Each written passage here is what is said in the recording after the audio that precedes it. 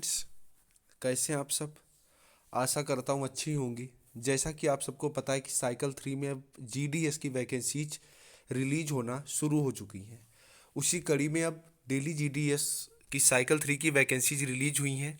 लगभग 233 वैकेंसीज हैं, जिसका डिटेल्ड नोटिफिकेशन यहाँ पर मैं आपको बताने वाला हूँ। इसके अलावा कितने परसेंट मार्क्स पर आपको फॉर्म अप्लाई करना चाहिए ये भी मैं यहाँ पर आपको बताऊँगा। इसके अलावा सिक्योरिटी कितनी क्या है, कितनी इसकी फीस है, और अप्लाई जो है वो कब तक होंगी, इन सब पर हम लोग बात करेंगे। तो चलिए वीडियो को आप लोग एंड तक देखिएगा, तभी आपको बातें समझ में अच्छे से आएंगी। यहाँ पर अगर आप देखेंगे तो नोटिफिकेशन जो है ये साइकिल 3 का है। डेली जीडीएस में applications are invited by the respective engaging authority. यह इंगेजिंग अथॉरिटी की मैं पहली बात आपको बता देना चाहता हूँ, क्योंकि ये बहुत ज़्यादा क्वेश्चन उठता है। ये जो वैकेंसीज है ये रिलीज होती हैं सेंट्रल गवर्नमेंट के द्वारा, लेकिन ये जो वैकेंसी फुलफिल करता है वो आपका स्टेट गवर्नमेंट करता है। इसके अंतर्गत आपकी 3 तरह की वैकेंसी आती हैं, मैं पहले भी आपको बता चुका हूँ। पहली इसमें जैसा कि आप सब देख पा रहे हो, ब्रांच पोस्ट मास्टर जो कि मुख्य होता है, जिसे हम लोग बीपीएम कहते हैं। दूसरी जो वैकेंसी है वो एबीपीएम की है, जिसे असिस्टेंट ब्रांच पोस्ट मास्टर कहते हैं। और तीसरी जो वैकेंसी आती है आपकी वो डाक सेवक की आती है। इस तरह से 3 वैकेंसी होती हैं ग्रामीण डाक सेवक में। ये वैकेंसी जो है वो ग्रामीण क्षेत्र के लिए ही है, चाहे किसी भी स्टेट से ये हो। अब आपके मन में क्वेश्चन आ रहा होगा कि डाक सेवक एबीपीएम और बीपीएम का वर्क क्या होता है, तो इसका मैंने डिटेल वीडियो ऊपर आई बटन पर दे दिया, आप लोग जाकर के देख लेना। नेक्स्ट अगर आप बात करेंगे टाइम रिलेटेड कम्युनिटी अलाउंस, सीधी लैंग्वेज में आप इसको बोल सकते हैं कि सैलरी कितनी है। तो सैलरी इसमें इसके 2 लेवल होते हैं, लेवल फर्स्ट और लेवल सेकेंड।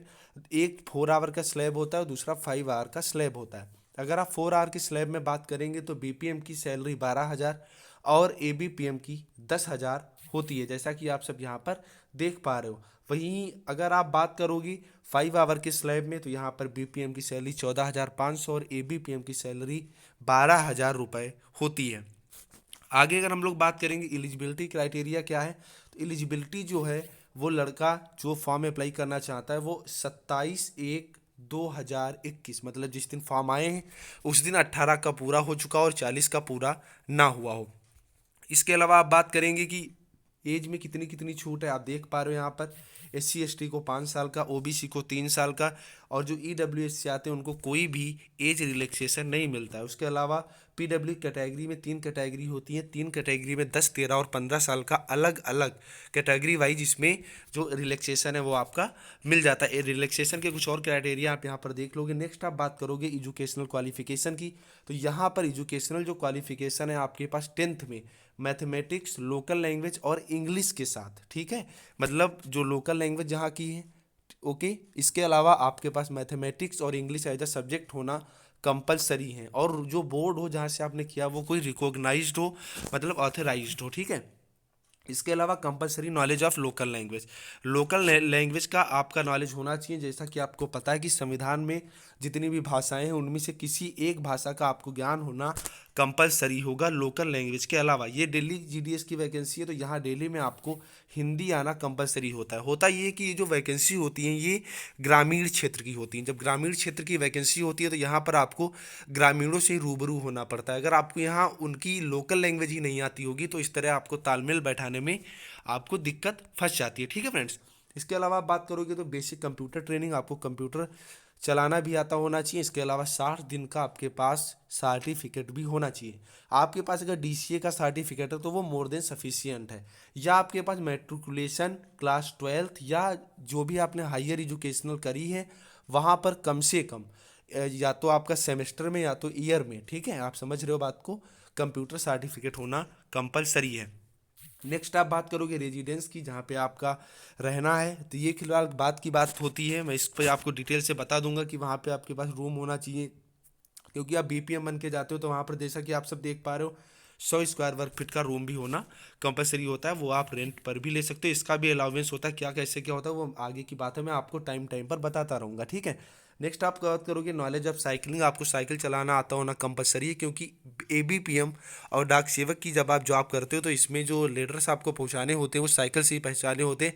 ऐसा नहीं है कि आप बाइक का यूज नहीं कर सकते हो, लेकिन उसका कोई अलाउंस पेट्रोल वगैरह आपको नहीं मिलता। भाई चैनल पे नया तो चैनल को सब्सक्राइब कर दो, क्योंकि हर तरह की अपडेट आपको मिलती रहती है। आप चैनल पे विजिट कर सकते हो। जीडीएस का सबसे ज़्यादा भरोसेमंद चैनल ये मेरा ही है। इसके अलावा अदर अपडेट्स भी आपको मैं देता रहता हूँ। आगे अगर आप बात करेंगे एडुकेट मीन्स ऑफ लिवलीहुड, ये भी अभी आपके काम का नहीं है, जब जरूरत होगी मैं आपको जरूर बता दूंगा।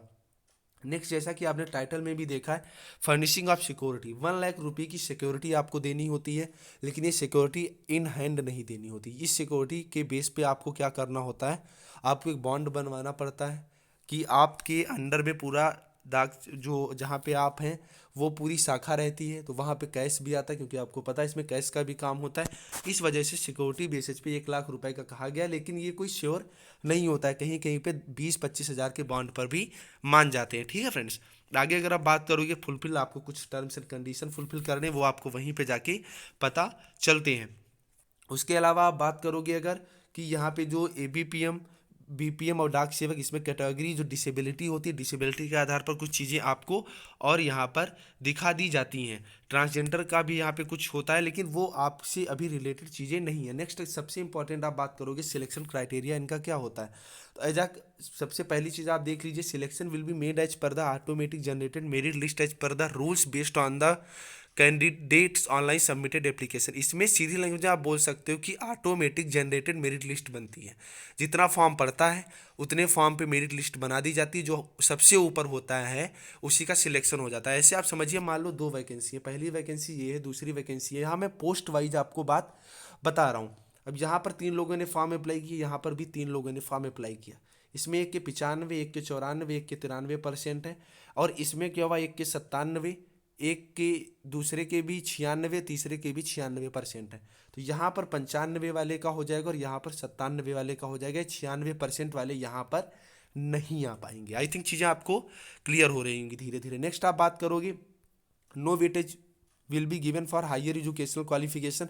आपने ग्रेजुएशन पोस्ट ग्रेजुएशन कर रखी है, उसका कोई भी फर्क नहीं पड़ता है। ठीक है, केवल 10th के यहाँ पर आपके मार्क्स लिए जाते हैं, जो कि 0.4 डेसिमल तक आपको काउंट करने होते हैं। ठीक है फ्रेंड्स, इसके अलावा साइकिल 3 का ये नोटिफिकेशन है, आपको पता है किस तरह आपको अप्लाई करना है। आप डिटेल में मैं आपको ये चीज़ें बता दूंगा, आप समझ जाएंगे। इसके अलावा आप डॉक्यूमेंट्स की बात करोगे तो 10th का सर्टिफिकेट आपके पास होना चाहिए। अगर आप एक बार भी फेल हुए हैं तो फेल वाली मार्कशीट भी होनी कंपलसरी है। डीओबी प्रूफ के लिए आपका 10th का सर्टिफिकेट ही चल जाता है। कंप्यूटर सर्टिफिकेट होना कंपलसरी है, क्योंकि वो अपलोड होगा। कम्युनिटी सर्टिफिकेट, अगर आप यूआर के अलावा किसी अदर कैटेगरी से बिलोंग करते हो। Photo signature certificate of disability, अगर आप डिसेबल हैं तो। ठीक है फ्रेंड्स, आई थिंक चीज़ें आपको क्लियर हो गई होंगी। फॉर्म अप्लाई होने 27 तारीख से शुरू हो चुके हैं। मैंने एक छोटा सा नोटिफिकेशन आपको वहाँ पर शो भी किया था, आपने देखा होगा। यहाँ मैंने डिटेल नोटिफिकेशन दिया, 26 फरवरी तक फॉर्म ये भरे जाने हैं। ठीक है, आई थिंक। और ये जो वैकेंसी है ये 233 वैकेंसी है। मेरिट लिस्ट कितनी जाएगी, प्रीवियस ईयर कट ऑफ क्या है, इसका डिटेल वीडियो में जल्दी से जल्दी आपको प्रोवाइड करवा दूंगा। भाई चैनल पे नया तो चैनल को सब्सक्राइब, बेल आइकन को प्रेस, वीडियो को लाइक, चैनल को सब्सक्राइब करके जाइएगा। प्रीवियस ईयर वीडियो का कब रिलीज होना है ये मैं पहले ही बता दूंगा। और भाई एक चीज़ और है, टेलीग्राम और व्हाट्सएप ग्रुप आप ज्वाइन कर लो, वहाँ पर चीज़ें आपको अच्छे से मिलती रहेंगी। चलिए फ्रेंड्स, फिर मिलते हैं नेक्स्ट वीडियो के साथ। Bye bye, good luck.